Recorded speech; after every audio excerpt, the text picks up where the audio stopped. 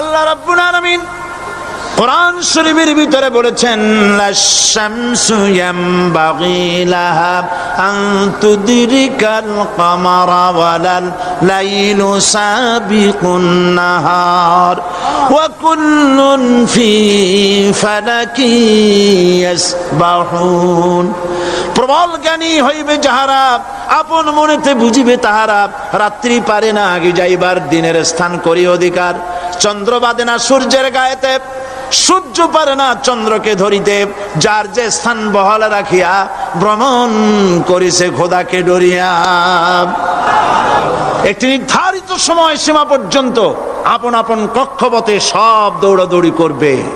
কারো সাথে অ্যাক্সিডেন্ট হবে না কারো। ওয়াকুল্লুন ফি ফালাকি ইয়াসবাহুন। যা আছে মহাশূন্যে সব ঘুরতেছে। কে বলে? বলেন সবাই, কে বলছে? কোন সূরা?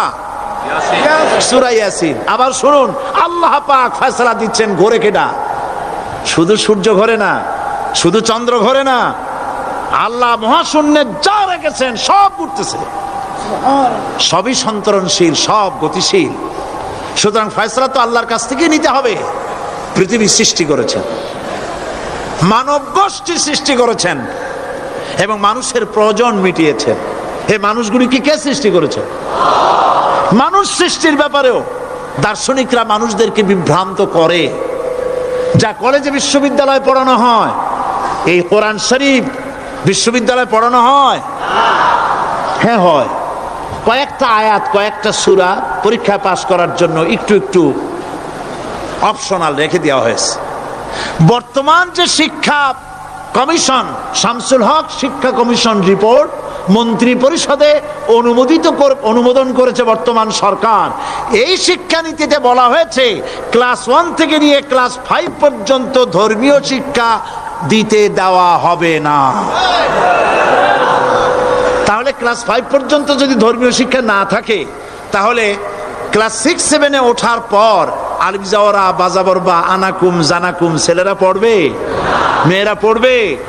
আসল উদ্দেশ্য হলো ইসলাম থেকে জাতিকে দূরে সরাবার জন্য ষড়যন্ত্র। এই সরকারের প্রণীত শিক্ষানীতি আমরা মানি না।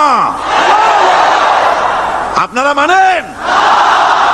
যেই মাদ্রাসা মানুষের চরিত্র সৃষ্টি করে, বর্তমান সরকার সেই মাদ্রাসাগুলি একটা একটা করে ধ্বংস করার পরিকল্পনা গ্রহণ করেছে। সুতরাং আসল শিক্ষা হলো কোরআনের কাছে। আসল শিক্ষা কোথায়? কোরআন।